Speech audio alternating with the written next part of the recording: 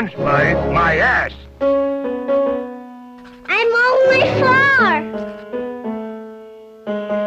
Bonjour, Monsieur Pussycat. Cracking toast, Robert.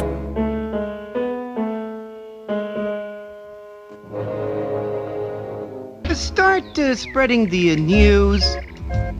Hello, everyone, and welcome to the short podcast about short films. I'm your host, and we are discussing the Academy Award for Best Animated Short.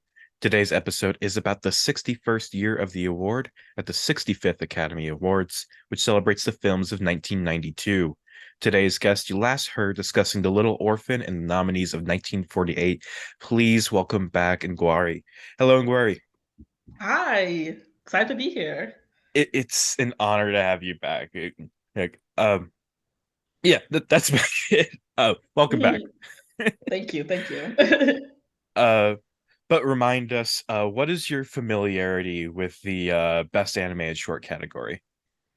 So like I said on our last episode, I've watched a lot of the shorts from like the 2010s and like newer ones and maybe like the 2000s, especially the ones that were in front of like maybe Disney or Pixar animated films, because they play those in theaters. And I've watched some of the other ones that have been nominated online, but I wasn't too familiar with anything that came before the 2000s. So that's basically my knowledge about it. But it was interesting watching these ones compared to our last one, because our last time when we did it, I felt like, okay, I know these characters. These are all things that I watched like on TV regularly. But this time, for the 1992 nominees, I was like, oh, this is completely different than anything I've watched before. So yeah, that's like my basic familiarity.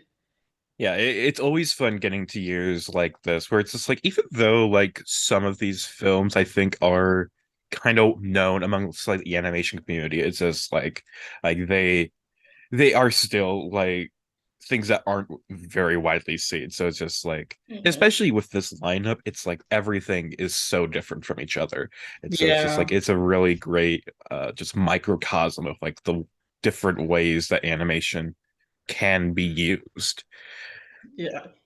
Yeah. Yeah, for sure. Which is exciting, because like that's the thing that I love about animation is just like you literally do anything, and you can literally see so much variety in all these different types of things, out there. Mhm. Yeah, that's the beauty of animation. It's like people oftentimes just use it to like how like Pixar and stuff, it's like they're using animation to like try just make things more and more realistic. And it's just like that's such a boring way to view the medium, because like you can Yeah. do so much. But Yeah. but yeah, let's just get into these nominees. Let's see what animation has to offer us. Uh Yes. This year has 5 nominees, making this only the second time in the last 29 years to have 5 nominees. And from this point on, all but 2 years will have 5 nominees. However, this was not a conscious choice by the Academy. I can't really find any specific rule changes at this time that would lead to a sudden switch in the amount of nominees. But no matter the reason, it was still possible for the Academy to go lower than 5. But they only did that twice, and it was only until 2015 that the Academy put into its rules that the category would have a standardized 5 nominees. Moving on, our first nominee and the year's winner is Mona Lisa Descending a Staircase, directed by Joan C. Gratz. This is the first and only nomination and win for Gratz. However, she is not unfamiliar to this category. She was previously a collaborator with Will Vinton, the so-called father of claymation, and Gratz even directed previous nominee The Creation. You see, while most people view clay animation as 3D models, like what we see with Will Vinton or Aardman Animation, Joan instead likes to make 2D films using clay. This came about during her time at UCLA, where she was studying architecture, or though took on painting as a side hobby. She longed for a way to make her paintings come to life, to truly breathe. And so she started incorporating animation and clay into her work, and eventually developed clay painting. And one thing interesting I've noticed is how no one's really tried to imitate Gratz. The other examples of clay painting I find cited, such as Craig Bartlett's Arnold short films and the work of Alexander Tatarsky, they still try to imitate the look of standard claymation. It's just that the models are only ever viewed in a 2D perspective. Joan's work is something truly unlike anything else, and what luck it is that she's still working to this day. But let's get back to what is her most famous film, that being today's winner. Mona Lisa Descending a Staircase is a look at a broad range of art as one piece morphs into another and depicts a variety of art styles. Engwari, start us off. What did you think of our winner? Well, first of all, I did not realize that it was claymation until you just said that. So Yeah. that I was like, that shocks me because first the thing I was thinking when I was watching was back when I thought this was more like regular, like more traditional animation. I was like, this might not be necessarily the most interesting thing to watch for some people, but I was like, I know doing that must have been very, very, very, very difficult to animate and to choose those paintings and to choose how they were going to morph into each other. I was like, I just knew that it was very difficult. And now that you said that it was too claymation, my mind is absolutely blown because I'm like, oh, now that was actually really freaking difficult to do and to make. And I see now I understand why it won. Because at first I wasn't sure why it won, but now like you told me it was claymation, I was like, oh, okay, that makes sense. Yeah, the craft on display is truly just amazing. And it's just like just the film really is just watching like the all these different like mostly 20th century paintings just morphing into one another. And it's just like it's a very just it's easy to just sit back and just watch them morph, but it's just like just considering the amount of craft it would take to do this, it would be insane. Yeah. But even if it was like if they did the same a similar technique to like Loving Vincent, where it's like she just made Yeah. paintings, that would also be incredibly That would be difficult. difficult too. That would be difficult too. I don't know. I mean, there's no easy way to do that in any form of animation. There's no easy form of animation. Let's just start there. Exactly. Because like people think that all the time that they like people are like, oh, CGI is cheaper, it's easier. Da, da." No, it's not. It It's is not. not. Like there's not an easy, cheap form of animation. Like any animation worth its salt is gonna take time, it's gonna be hard, and it's gonna be expensive. And like so, just because one's more popular than the other doesn't mean anything. But yeah, so that's crazy to me that that's actually claymation because like that just shifted my whole perspective. I did not because I didn't look up this. I didn't read about this film. I just watched it, and I was like, oh, this is crazy. Like, yeah, it's. I would love to see the behind the scenes of that. I gotta look it up and to see how like the in between like frames between like okay like recreating a painting in clay. It's like okay, that's probably not easy, but it's okay, you can do that. But then to have to like do the, in between where you Yeah, shift them to the others, you know what I mean? I know. I know that's hard. Like I need to see the behind the scenes of that. Yeah, it's truly just an astounding kind of process at play here. Although the one thing I do want to say is that like this short goes on for like 7, 8 minutes, and it really is just the paintings morphing into another. And I kind of wish there was a bit more than just the morphing of the paintings. If Yeah. like there is a weird soundtrack in this too. Like, but Yeah. I They can't. almost like start talking for a second, but I can't tell what's going on. Yeah, I just wish there was a bit more like so like I mentioned in the pair in my intro paragraph that Joan like wanted to make her paintings come to life. That's why she started doing this kind of style of animation. But the thing with this film is that it really is just the static paintings for most of the time, and it just kind of it morphs from one to the other. But I would have liked to see like her try to bring the paintings to life in a way, like just Mhm. try to add some more like kind of action into them, or like I was saying, add some more audio elements to it. And I think that would have really made the short come together a bit more. Or Yeah. but still, I agree. Yeah. oh, yeah, go ahead. No, I was just gonna say I agree, like totally. Like you mentioned too, with like the Love and Vincent thing, if they could make the paintings come to life in some way or something like that, that would have been really cool. But like I also understand why it was just that certain type of morphing and like that's it. But I like a little plot with my stuff, so I can see why I was like, okay, this is cool, but it's maybe not the easiest to engage in after the first couple minutes. Mhm. And I would be interested. I couldn't really find any interviews with Joan about her work, but I would be interested to hear like what she has to say about this film, like what she has to say Mhm. about like any meanings there is to it, like or like why she chose the paintings she did and like the order and whatever. Because I feel like there is a lot more depth to this that I'm not seeing in terms of like why she's doing this the way she did. Like that weird soundtrack. Yeah. It's just like I Yeah. want to learn a bit more about this. I think it would help me appreciate it a bit more, but as is, just watching it, I feel like I'm missing something. Yeah, no, I totally get you. I agree with that as well. I'm like sure that there is more thematic meaning in like the painting she chose and everything like that. Yeah, I mean, I'm curious to know a little bit more about like just her work in general. Also, Oh her yeah. being a female animator as well. That's still kind of rare, unfortunately, in these days. So that's just something to note as well. And the fact that she won. I don't know if you know the stats already, but do you know how many women directors have won this category?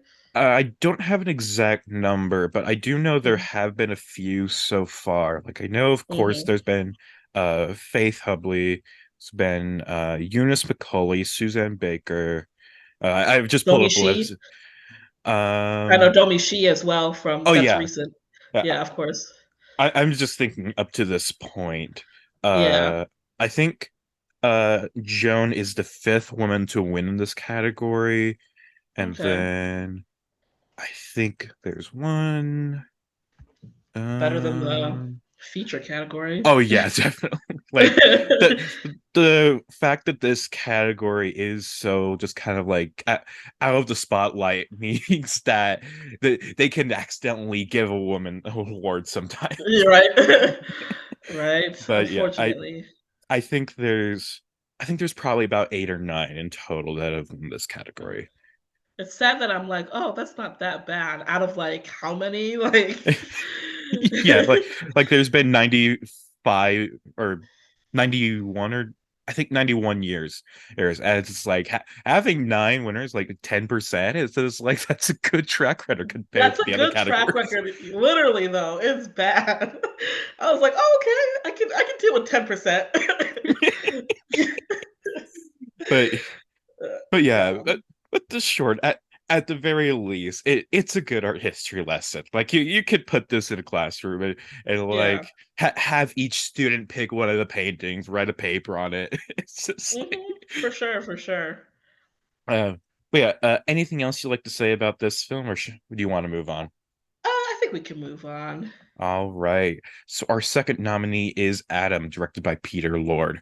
This is the first nomination for Peter Lord and the third nomination for Aardman Animation, who went double nominated in 1990 for the Nick Park films Creature Comforts and A Grand Day Out, with the former winning. There isn't too much to add here that wasn't said before when discussing the history of Aardman, as not much has changed between 1990 and 1992. I do wonder though if Lord, as well as Aardman co-founder David Sproxton, get a bit jealous that Nick Park is the name that people think of when they think of Aardman instead of the two people who actually founded the company.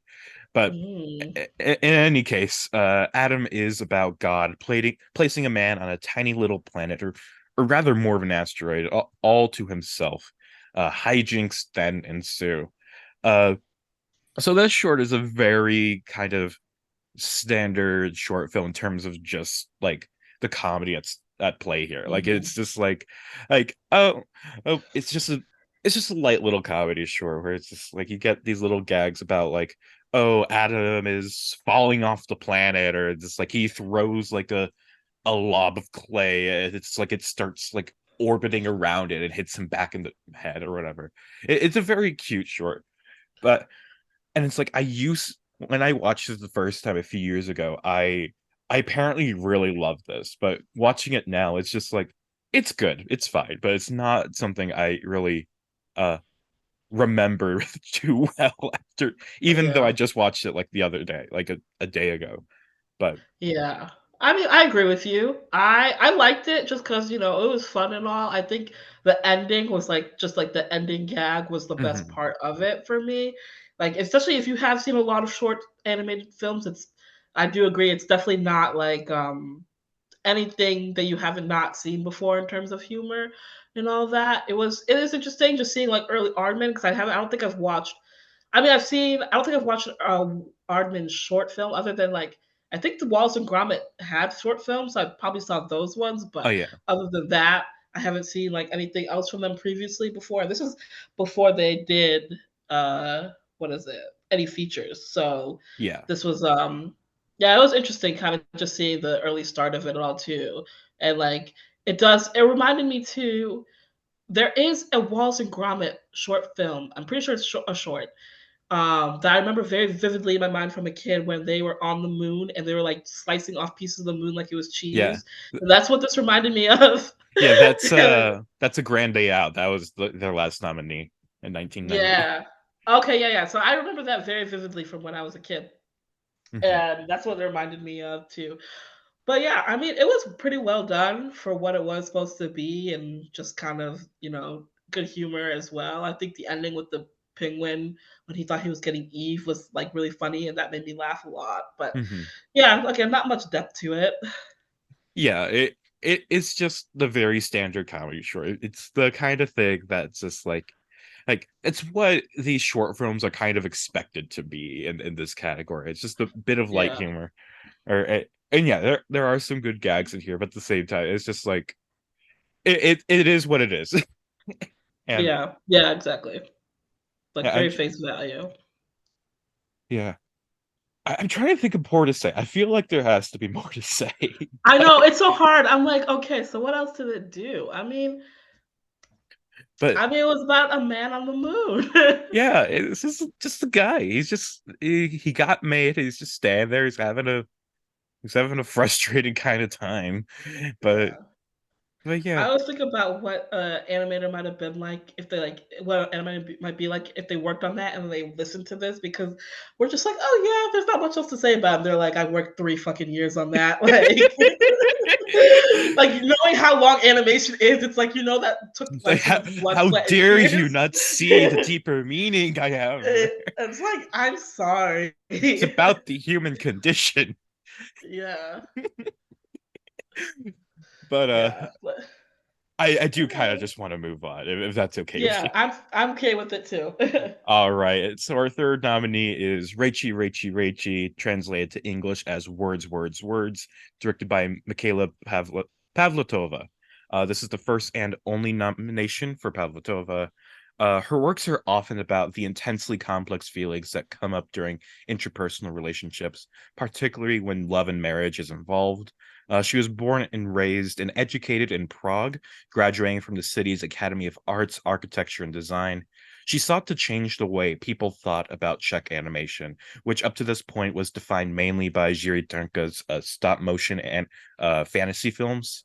And to this day, she challenges the world of animation, though spending most of her time teaching. It was only 2 years ago when she released her feature film, My Sunny Maud, which won the César Award for Best Animated Film.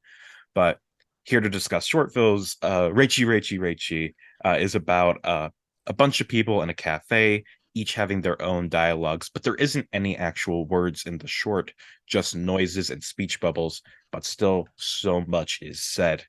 Engwari, what did you think of Words, Words, Words?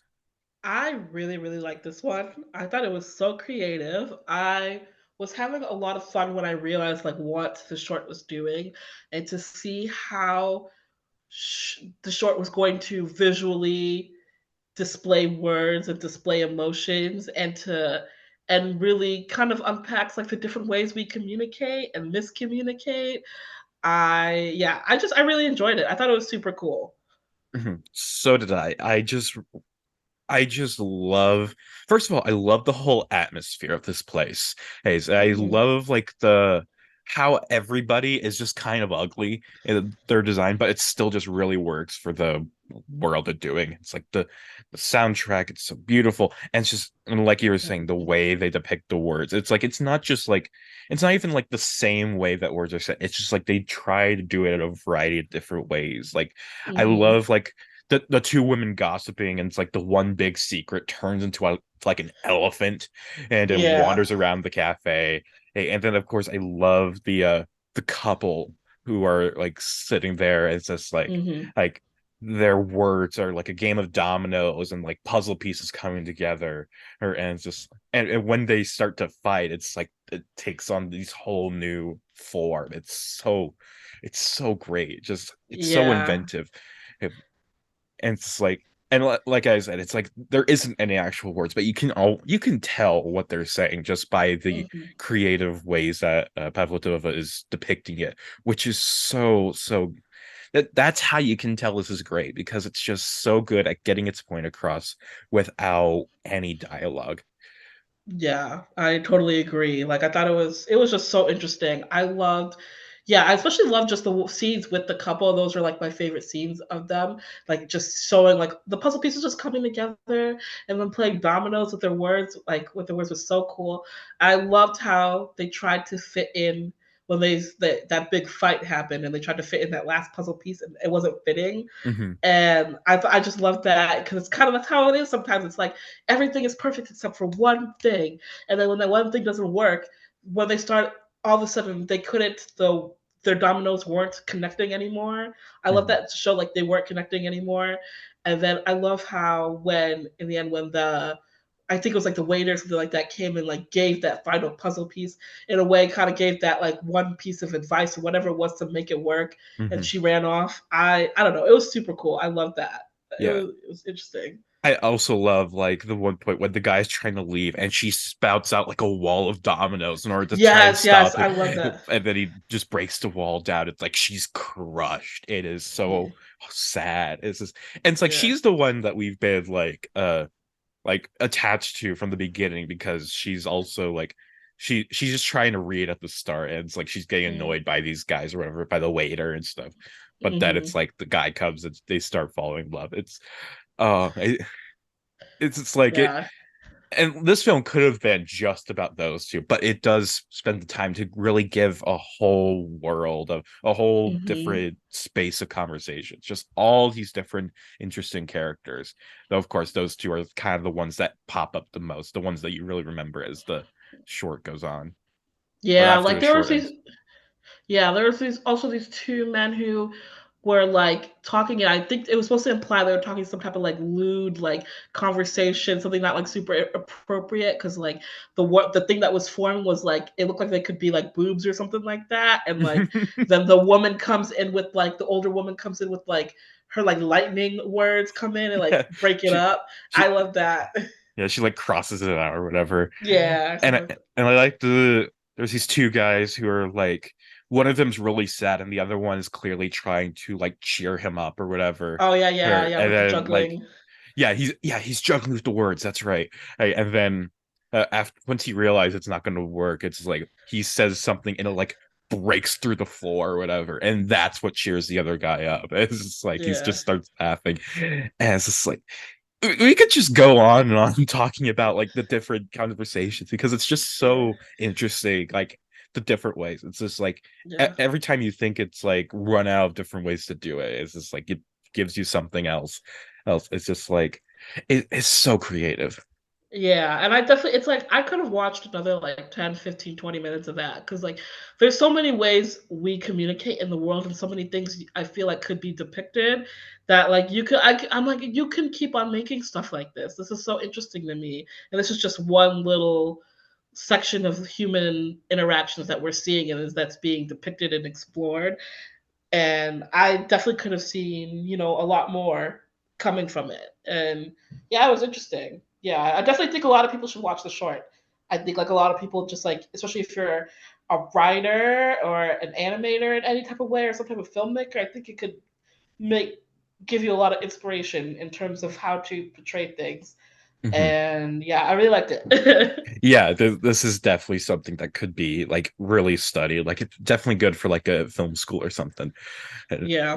Which I do end up saying a lot. I've realized it's just like whenever I like a short or really, or I think it does something interesting, it's like yeah, this should be shown in film schools. It's like yeah, it's like I feel like a lot of films could be, but especially this one, it's like it's something that could be really good inspiration for people.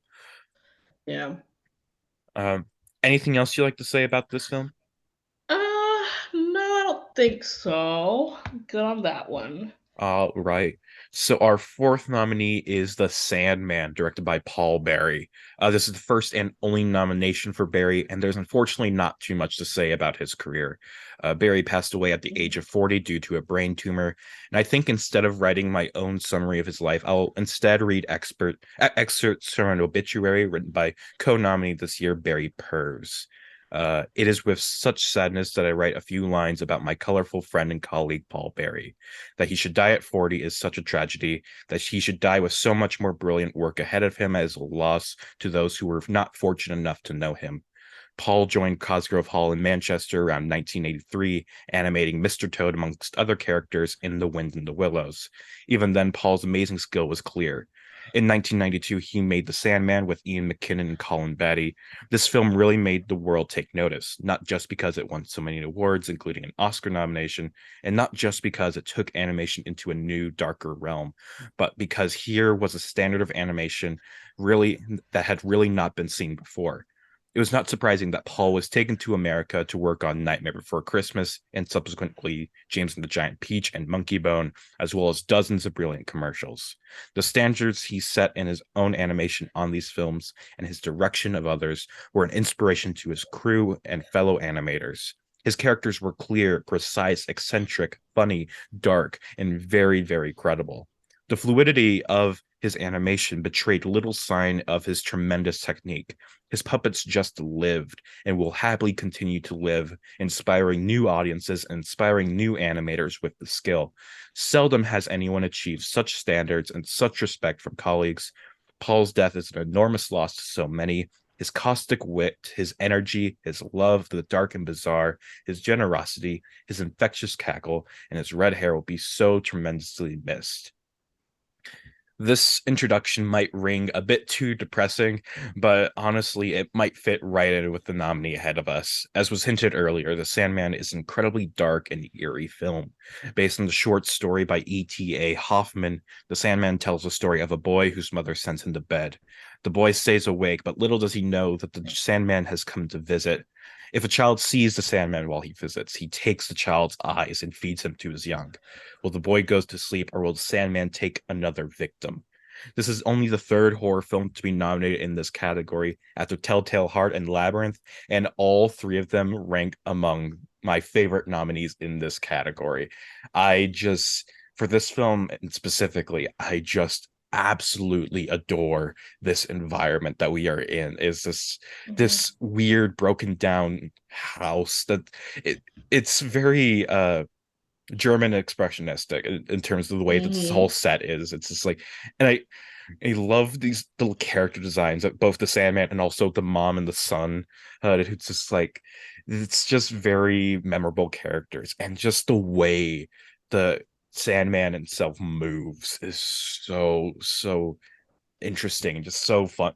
Maybe not fun, but I love to just watch him. Yeah. But and then just like the creeping is just like you, it's like even if you don't know like what happens like when the Sandman comes, it's like I feel like the short still does a great job of like making you know it's like you want the boy to go to sleep, and it's just like you know that something bad's gonna happen if that Sandman catches him, and so it's just like it's just building, and it's just like you wonder if he's gonna get to sleep, and it's like you wonder what's gonna happen, and then the ending is so just bone chilling, Yeah. especially if Mm. you did you stay through the credits to get the little after scene?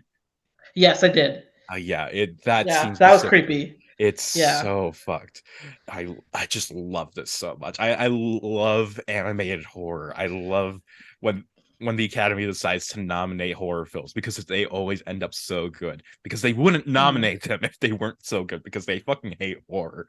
But Yeah, literally. it's oh god, this is just so great. Yeah. It's so I did not expect myself to get as creeped out as I did when I was watching this.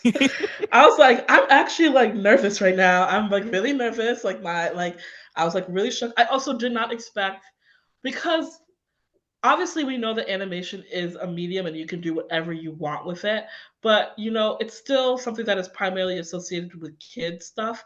So I was surprised at the ending that the end didn't end up good. I was like, wait, he actually took his eyes? Because in my head I'm thinking like this is still like something you would think is for kids kind of, and it wouldn't end in a bad way. And I was like, oh wait, it didn't end good. He lost. So I was shocked. I was like, "Oh my god." That was creepy. And like, yeah, the character design was good. And the way the Sandman like kind of looked like a crescent moon, his face Mhm. was so good. Just like really good way of like building tension, especially with when um the mom came into the room because you're like, oh my god, he's coming, he's coming, he's coming. And then he turns out to be the mom. When the mom left, I was like, I know he's gonna be in the freaking room. He's gonna be in the room. And there he was. I was like, I was jumped. So yeah, it was it's like it was good horror. It did what horror needs to do, which is like build tension and to keep you on edge. And it did a good job of that. Mhm. Yeah, I just it's God, I just love everything about this film. It is just so good at everything it tries to do.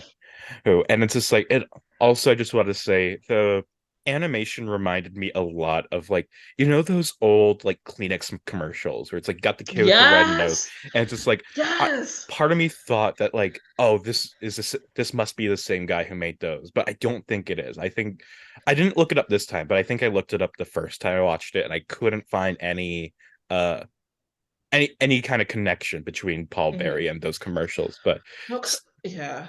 Because yeah. I was trying to think of what that the kid reminded me of. I was like, I feel like I've seen this character before somewhere. And the minute you said that, that's where it connected for me because I was like, I have seen this somewhere, and I could not place it for the life of me when I was watching it. Mhm. But yeah, just imagining like they like some advertising company watches this and it's just like what this we can use this to market our stuff. It's just like you better use Kleenex or the Sandman will get you. That'd actually be hilarious if that ended up being how it went down. Oh man, but Yeah. yeah, I Yeah, but it was good. It was like really I could definitely see a world where Paul Berry became like a feature animated animation director, which so it is a shame because like obviously 40 is young no matter what and all of that, but like especially in terms of like animation careers, like a lot of times 40 is like really when you just are getting started. And like so it is really sad to hear that he died so young and that we couldn't have seen more of what he might have brought to the table. Mhm. Like I could definitely see a future like if he had survived, like he could have been like brought on at Leica or something and like been Oh, able for to like sure. really take his work to new heights there. Or it's just like, but yeah, Yeah. but the work we have is still great. Like the fact that he Yeah. was able to make this because like we've talked about so much, it's like it is so hard to make even just a short film in animation. Yeah. So Yeah. even making something like this, it's just like it's just so glad that we get to have this. Has Yeah, and I imagine it's like, I mean, I don't know if it's easier or harder than it was back then in the 90s because it's like, well, who is like you're literally making it for the art, you know? Mhm. Like it's not you're being sold like there's no streaming services to sell it to. There's no like you're not playing these on TV, you know? Like you just have to make like getting those stuff like that made, I imagine was just like super difficult. Mhm. Yeah, especially stop motion. It's just like it Mm, hasn't been made easier over the years. It's just like you just gotta make it. Yeah, you just gotta yeah. do it frame by frame, the slightest movements, and it's just like, but if you can make it work, if you can get it out there, get it to the festivals or whatever, get somebody to notice you, it's just like then you could really make a career out of it. But Yeah. it takes a lot of luck and a lot of skill. Yeah, for sure. Like I don't know how people do it because I'm like Oh Like, yeah. any type of filmmaking is hard, but, like, getting into animation just sounds, like, ridiculous. I'm like, "Oh god," I, like, literally, like, big ups to anybody who does it because I know I couldn't. Oh yeah, it just takes so much patience, and it's just like I do not have that. I could not Yeah, do that, literally. and especially like some of the different mediums that I see on here. Like one of them is like you just have like oil paint on glass, as it's just like you move that Yeah. around and stuff. And it's like put more paint on. It's just like Like it just seems so difficult to do that. And it's just like Yeah. because like the way the paintings move in like for oil on glass animation, it's just like it does look like they're just kind of moving the oil paint into its new position. So it's like imagine you just move it a bit too far. You just gotta like repaint the whole thing. Yeah, It's that just whole like, thing. Oh, oh yeah. my And that God. would I know. And, like, I just saw that, like, Loving Vincent, like, Yeah. the directors, animators, they just finished their new film that's, like, same technique and Oh, all they that finished it. painting. Yeah, they did finish it. It's gonna be at TIFF, this year. Oh my God, I'm so Yeah. excited. Yeah, I'm excited, and I was just thinking about, like, the fact that they made it Loving Vincent came out in 2017, so they made this in about the new film in about 5 years, and when I found out they finished it, because I literally just found out they finished it, like, a couple days ago, I was like, "They got that out in 5 years? Like, good for them. Because I thought it was gonna take, like, 8 or 9, and I was like, "Oh, you got it out in 5 years. Good for you," and it's like, it's crazy to think about how that is, like, considered, like, "Oh, that's not too long of a time for, like, things like that. Because I was so surprised that they finished it that like amount of time. Maybe they got more animators this time, but it's just this stuff is like hard, very hard for anybody who's listening, y'all, right now. Do not think anything in animation is easy or fast because it's not. Yeah, I remember reading a quote from one of the people who was working on Loving Vincent as just like it was one of the animators talking about it and say they've really invented a new slowest way to make a movie. It's just like Yeah. it's just like yeah, it truly and it's like but the effort like it shows on screen like it creates It's something worth it. yeah. It's just like if only people actually like went to see it so they could really get their money back. But still, I know. it looked I know, right? I think Loving Vincent did okay yeah. overall in the worldwide box office, but we'll see what the new one does and where they sell it and how they distribute it. Yeah, look Even though it's only been like 5 6 years, even the world of theatrical films is different now, so it's kind of hard to get people to go to theaters to see things. yeah, Yeah, looking at it, it did make 42 million at the box office, which is pretty good. And that's oh, pretty good. apparently it only cost 5.5 million to make. What? I I wonder if it's because, well, I guess if you think about they're only paying, I guess the biggest cost is just paying the salaries of the painters, which mhm. maybe they need to be paid more. I don't know, but Yeah, that's probably the biggest thing. I'm curious about like the cost of like filming, like how they had to film yeah, it's like, they like filmed the whole rotoscope. thing. Yeah, yeah, like Rotoscope, they filmed that whole thing, and like Saoirse Ronan's in it and Yeah. stuff, and like, but I think she filmed it even before she was like years even before like, Oh because that yeah, came out the same year as Lady Bird, but that came like I think she filmed that like even. I yeah, mean, Saoirse's she been famous for so long, but like like even before like a lot of stuff. yeah, she wasn't who she is now. It's just like it Yeah, was probably filmed in like 2014 probably yeah. and But took I'm that. like, I am curious, yeah, about the cost of that. But maybe people just did it for like the love of it all. I mean, Mhm. hopefully people got paid their fair worth, but Yeah. like, and maybe the directors didn't pick a salary or something. But Yeah, yeah, and it's like it I was looking at it. I think that only said it said they only had like 100 or 125 painters. It says, and so it's yeah, just like giving each of them a salary. It's like yeah. does that come out to 5.5 million? I don't know. I don't know. I don't know. It I could come out to okay amount. I don't know. It depends. but still, Like, it's like yeah. Especially with those like what is it? Also with like European films, a lot of them get like lots of grants and like oh government yeah, grants and things like that. So that might not be shown in the budget. So I know it's a little more complicated in terms of like funding things in like Europe and stuff. Just like from what like people have told me, like my friends in the European film industry have told me, it's like uh getting things like it's like it can be like kind of the budget can be cobbled together from like a lot of different places mhm, and it might not all be like listed out on that. So yeah, shout out to the Loving Vincent painters, though. Hopefully, you guys yeah, got paid. yeah. I That's hope all I'm hoping for. let's hope their next film is just as great and that they Yeah. yeah. But yeah, and go like just pointing out like the European films. It's just like it's always funny whenever I watch like a foreign film in theaters, and it's just like the opening credits are like 2 minutes long with Yeah, all right. these different like government grants and all that. It's just like Yeah, I know. Literally, it's so funny. It's like literally you're just flashing by so many of them. I'm like, oh Jesus. mhm. Yeah, I'm uh like, I know the process of getting all those grants is difficult too, so mhm. it's a lot.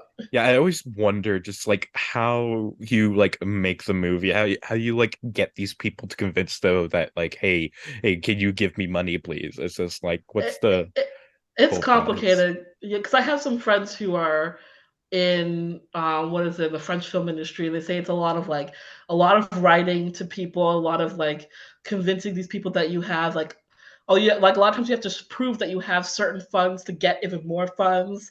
Like it's ridiculous. Like you have to prove you have this amount in the bank for the movie just to ask for more money.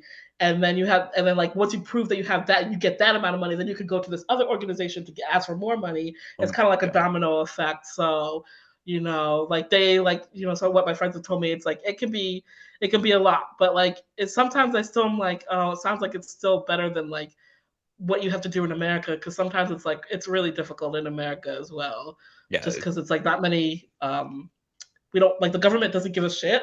yeah, it's just like there's not many places to really go in order to get money. It's just like kind of like uh, there's just most of the time it is just like private people who are like just find a millionaire who wants to help you out. Literally that, or just crowdfund, Oh, or yeah. just max out your credit cards and like pray that and like pray that something works. Yeah, it's just like go paycheck by paycheck buying different equipment, and then eventually you'll have a Yeah. movie. Yeah, literally. I was like, the filmmaking should not be this expensive. Like it has to be like one of the most expensive art forms to get into, like for sure. Mhm. Yeah, definitely. It and honestly, it's like in my time, it's just like I've found like different people who've been like who found like cheap ways to make like these animated movies. And I remember it's like Nick Park, like really like he's famous for like claymation, of course. And it's like he Hmm. liked claymation because all you really need for it is the clay and a camera, and that's it in order to make Mm. the films. That and so, but yeah. Um, Interesting, interesting. but going back to the Sandman, that is Yeah. Sidetrack there. yeah, it's great. I do enjoy like going on our tangents, but do you have anything else you'd like to say about the Sandman? No, I think I'm good. All right, let's move on to our fifth and final nominee, which is screenplay, directed by Barry Purves. This is the first and only nomination for Purves. If Barry Purves loved one thing outside of animation, that would be theater. I think every single one of his films is either about theater or based on a play or is enacting some theatrical tradition within it. In fact, outside of animation, he also directs and designs theater productions. I can't find a direct biography about Perv's life and career, but here's what I can parse. He started out as an animator specializing in stop motion and claymation, ends up hopping around different projects until he ends up climbing the ladder at Aardman Animation, directing his first short film there called Next, which features a man quickly reenacting many of Shakespeare's famous death scenes. After that is when we get today's nominee screenplay, and I believe this Oscar nomination gives him enough notoriety to get even more films funded, including a 30-minute adaptation of the opera Rigoletto, an extremely gay sex heavy adaptation of Achilles, and the film about Gilbert and Sullivan in the style of a Gilbert and Sullivan opera, among other films. His most recent film, Tchaikovsky and Elegy, was in 2011, so I believe since then he's mostly stepped back from animation and is pivoting more towards theatrical work. And that's about all I can tell. So let's get back to screenplay. The short is an adaptation of the Willow Pattern legend, but moved to Japan and told through Japanese theatrical styles. The story is about two lovers, Takako and Naoki. Takako was the daughter of a greedy nobleman who wanted to sell his daughter to the highest bidder. Takako wanted love, though, and found it in her family's gardener, Naoki. When their love is discovered, Naoki is banished and Takako is forced to marry a wealthy samurai. Naoki, however, sneaks back and steals her away to an isolated island where they can be free to love each other. But happy endings don't last forever. And Gwary, what did you think of screenplay? I really like this one too a lot. I again, like it was so creative. It's interesting that you mentioned that the director was really big in the theater world because that's the first thing I thought of too. I was like, oh, okay, so this person really enjoys and this kind of like homage to theater in a way. Again, it was just so creative. I like loved just the way that it was like that one set rotating around while it told the story, and then it being also told in sign language as well was like really interesting. It didn't really need to be like that, but the way that the narrator would, switch from being the narrator to being like one of the characters when it would like take off its mask and Mhm. then like switch back as well. I thought it was super cool. I was really into it. Hmm. Yeah, it's just like that. That is a big part of like the kabuki style that this film is trying to emulate. Hey, and it's just, Mhm. but yeah, I just really love how. First of all, this film is gorgeous. Like I love the Yeah. design of it all. Oh, and it's just like I especially love that one scene at night, where it's just like there's just the highlights of like the characters and stuff. It's just really Hmm. beautiful. But and I really love how like dedicated it is to like making you believe that this is like a play that's being put on because you have like the guys who are like dressed on black that are carrying puppets and stuff, which is like, but they're puppets themselves, you know? So it's just like Hmm. it's just a kind of funny kind of a meta thing that got there. But yeah, it's just like it is meant to be a play. Hey, and it's just like but also the story it's telling is just really beautiful. Like I love a good love story. And this is a Yeah. really good love story. It's just a classic kind of thing. A forbidden love is just like the girl's going to get married to a guy she doesn't love. She wants to love the humble guy, the guy that doesn't have that much money, and they run off together so they can find their happily ever after. But then I'm just going to give a spoiler warning because the ending of this film does come out of nowhere, and if you do Yeah. want to uh go and unspoiled, I will give you that opportunity. Please watch this film without getting spoiled. But Hmm. it, I will agree on that as well. Avoid the spoiler. I will begin talking about it now because oh my god, Yeah. the samurai just coming in and killing everybody. Yeah, no, I get. I was like, I really gasped because I was like, oh, okay, it's gonna be like a really classic, like like like rebellious princess type thing, going against arranged marriages, Romeo and Juliet, like, but like in a happy ending. Maybe Romeo and Juliet wasn't the right, you know what I mean, but that's maybe not Yeah. the right comparison. But like, I was like, oh, okay, okay, okay. And then when it just like switched with then the samurai coming out of nowhere and killing the narrator, I was like, what? Wait, what's happening? Wait, wait, wait. Like, I did not Mhm. expect that. Yeah, and it's just like I guess it makes sense. It's like that must be the samurai that like Naoki was going to marry, but then she left, and so Yeah. he wanted to get his revenge. And it's like, and then it like zooms out to like Barry Purves like right like his the storyboards or whatever, and he closes like the book on it and everything. Just Yeah. like it's just a I love the just introduction of like the meta-ness of everything. It's just like just breaking the fourth wall and things like that. It's just a really it's just like it could have just been the love story, but that little extra bit at the end is just like I think it really adds a nice little kick to it. It's just like Yeah. this is a little something to help you remember too. Yeah, the way it changes as well, because it goes from that very flat Hmm. theater, like we're like looking at it through the fourth wall, and then it becomes more like of a natural, I don't know how to describe Yeah. it, way of filming. And like the switch was like so sudden and all that, but it really like immerses you into like those last like 2 minutes where like they die and stuff. Yeah, it was really well done. It was super cool. Like I want to see more. Like I was like maybe I don't know much about kabuki theater, but I was like okay, I need to look stuff up about this now because that was really cool and look up more of his short films as well Hmm. because I was just really impressed. I thought it was super cool. Yeah, I did watch a couple more of his films like after Hmm. researching him because I was just looking at screen caps and it's just like, oh, these actually look really interesting. So I did watch Next, the Mm. Aardman short he did, and it's just like that one it it's really just like a bit of a comedy piece about like this guy who's like in an audition. He's just doing a bunch of things from Shakespeare. But then Achilles, oh my God. Like I was like I the one thing I said about it in my paragraph was that it was very gay sex heavy. And I it it really is like it's just about Achilles and Patroclus. If you know their whole story, it's about like forbidden love, and it's like about the Trojan War and things like that, how they're generals and that. It's just like God, there's so much like yearning in that. And it's just like it's meant to be in the style of like Greek theater. So you got the chorus there and everybody's Mhm. naked. It as just like it is sexy, but also sad.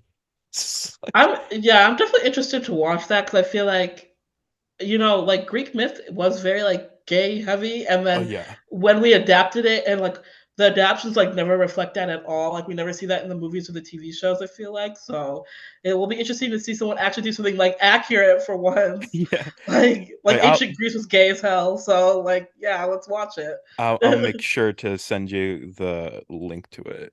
Yeah, definitely, because I'm really curious to see that. But yeah, it is interesting. I love when I don't know let's see the best way to describe it. But I love when films love to kind of pay homage to certain genres and really like immerses its styles into that genre, if that makes sense. Like and the way he did that with Kabuki theater was like really interesting to me. Um like yeah, I just love stuff like that. Hmm. Yeah, I'm And I just very like yeah. yeah, Oh, I'm yeah, I was just gonna say, I also just love that it felt very like a play, like very artificial, but even if it's that artificiality, it's still like you still get the emotion from it. Yeah, Yeah. I I I'm a big theater person myself, so Mhm. I'm just really fascinated by his work. It just like I love the like seeing the different styles he likes to play out with them. And I know I'm never going to be able to, but I would love to see like one of his actual like theatrical productions that he directs or designs or something, just to see how that Yeah, compares to like his animated films or whatever. And it's yeah. just like oh, Is he designing films in West End, or, like, where is he doing this? Do you I know? think I don't think he's big enough for like the West End, like though like, Mm, but I think he does like he is in the UK. He is designing productions there. I think it's a bit more okay. regional than just like the big Gotcha, London scene. gotcha. Which is, like not that that's not valid or anything like that, but it is I can tell just from the one short film that he is very talented, so, like, would have been cool to see him in something a little more mainstream as Yeah, well. like Yeah. yeah, he's just truly like the few things I've seen from it's just like is he's just visually stunning in all his work. Or that's just something I love to see it, you know. Yeah, But yeah, for sure. God, anything else you like to say about screenplay? Not I don't know. The only thing I could say is, like, it reminded me maybe just because I've been watching a lot of Wes Anderson films lately, but the way he did that, like kind of that homage to Kabuki and like theater and stuff reminded me a little bit of how Wes Anderson kind of brings theater into his like later movies as Hmm. well. That's just random that like reminded me of that, and then it reminded me of Mishima, Life in Four Chapters. You've seen Yes. that film too, right? It reminded me again. That's another film that like kind of takes its like that play aspects in like its production design and stuff a lot. And those are the two like things that like it really reminded me of. And I mean, Mishima came out before this film Oh though, yeah, that was like but like 84. yeah, that was like the '80s, yeah. And then, but like I'm curious if what is it? If there was any like type of connection between any of them, if any of them had seen, like what is it? Paul Schrader had watched, not Paul Schrader, the other guy, the one who directed the Barry Paul Purves. Barry Purves. Sorry, I'm thinking of the other guy. Yeah, Barry Purves had watched Mishima at all, and if that had influenced him as well. And then also if Wes Anderson had watched either Mishima or he's probably seen Mishima. He's a film nerd, but Yeah, if he's he had seen probably. yeah, or if he had seen like any of these short films at all or anything like that. Because I mean, Wes Anderson does his research, so he might have watched these. But that's what it just reminded me of. Not like they're the only people who have ever done play like stuff in movies, but that's what it immediately initially reminded me of. Yeah, it's like yeah, I definitely see the Wes Anderson comparisons because it's like the static camera in this one. It's just like Hmm. the very intentionally artificialness of the film itself. It's just like Yeah, yeah. keeping us as like a very fourth wall. We're the fourth wall type display. Like it just that's what it reminded me of. Yeah. I could definitely see this as being like an inspiration when he was making Isle of Dogs and stuff. Yeah, for Yeah, sure. Like I definitely think he would have. But then again, like that's all the inspirations coming from a similar place in the first place anyway, like exactly. coming from Japanese kabuki theater. So, maybe even if you hadn't watched it, then they're coming from two the source is the same, and that's why I'm getting those similarities. Yeah, yeah, like it all goes back to the same roots, you know. It's like, and Yeah. Paul Schrader also might have had the same kind of inspirations and whatever, or when Yeah. making. God, Mishima is so great. I really need to rewatch that. It's Me just so. too. That I was just talking about just reminded me. I love that film. Mhm. And I Like own the Criterion, which is gorgeous. But I need to make sure to watch it yeah, again. I've seen the Criterion what is it? The what is it? The post not the poster, but the cover The of cover, it yeah. and all. Yeah, it's so good. It's like it's such an amazing film and like a film I randomly just kind of watched one time, like really randomly when I was like in college and I was just like blown away. I did not expect that at all. Like I want more films like that made. Yeah. And especially like as I've seen more Paul Schrader's work, it's just like, where the hell did Mishima come from? Because Literally, he literally. makes a lot of like gritty, grounded dramas, and then it's just like him pulling out this intensely stylized film out of nowhere. It's just like, what the fuck, Paul? But Yeah, thank and it's you, like, but what the yeah, fuck? like I appreciate it, but are we gonna get anything like that again? Yeah, Like, yeah, yeah. So yeah. Where's that Paul Schrader? Like, get off Facebook, make another Mishima. literally though, literally, I might have to rewatch it tonight Mhm. because literally just Yeah. thinking about it. But yeah, Yeah. but I think that's a good place to end with screenplay, and Yep. that's all of our nominees this year. So now that we've gone through and talked about them all, we are going to rank them. Ngweri, start us off with your number five. Okay, so my number five would be this year. It's the actual winner, which was it's Mona Lisa descending the what is it down the Staircase.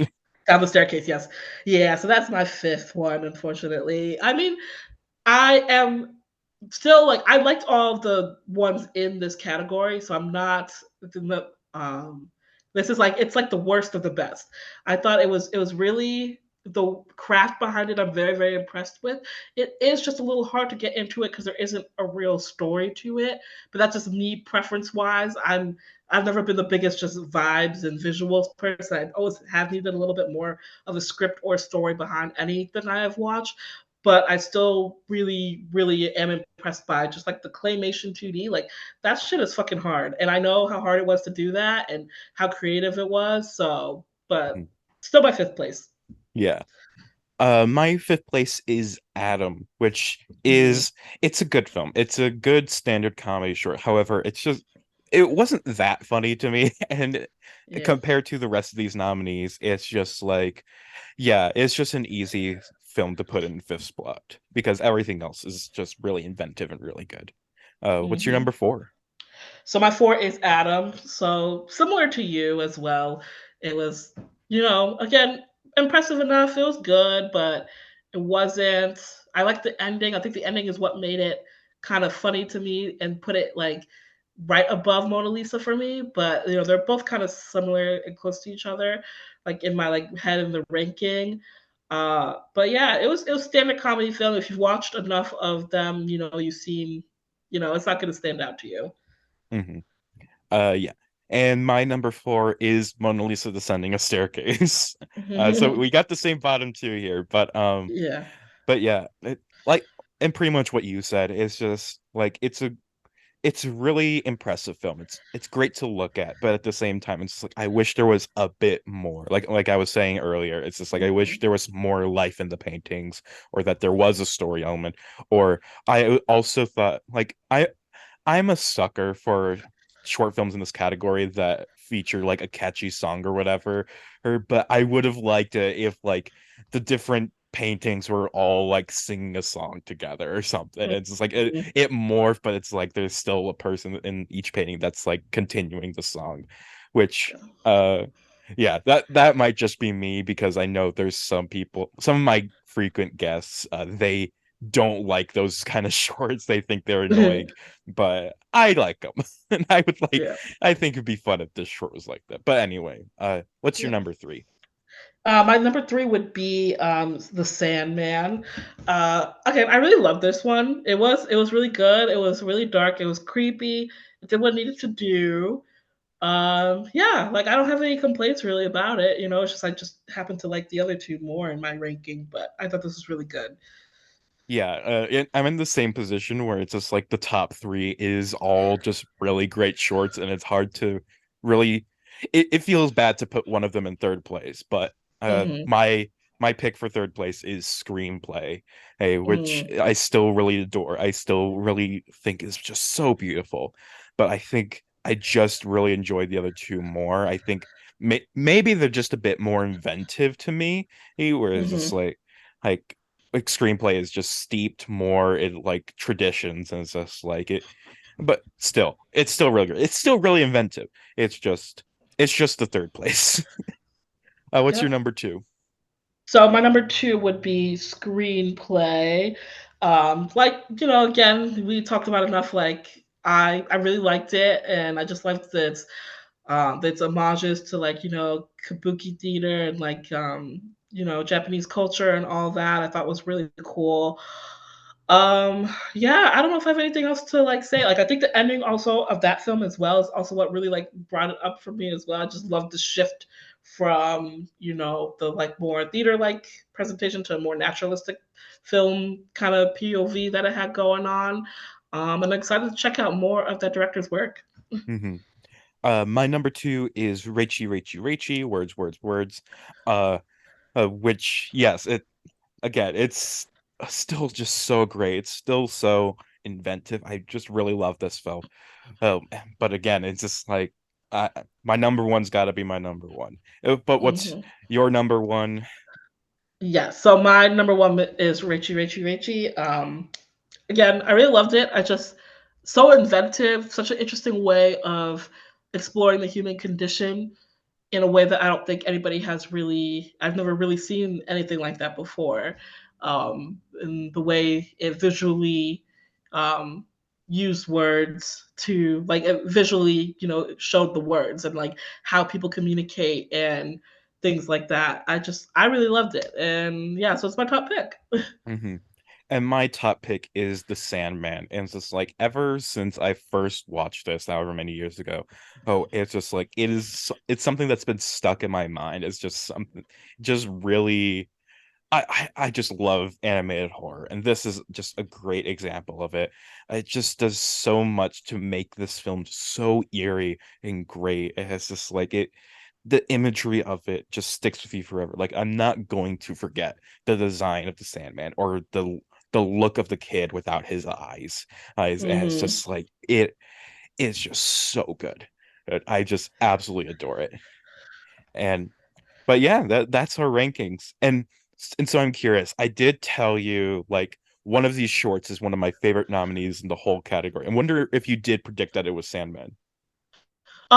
No, I don't think I predicted that. I think I was thinking it might have been Raichi or screenplay, but that's just because maybe that's me, like my bias is coming You through. just like, oh, Yeah. I like this one, so you must like it too. Yeah, that's what I was thinking. But And I like, do really but I like can him. see, yeah, no, but I can see why Sandman is your favorite too, as well. And like me personally, like I'm not the biggest horror fan. Not that I hated, even though I did like Sandman. So like I think that's probably why I lean more to the other ones versus that one.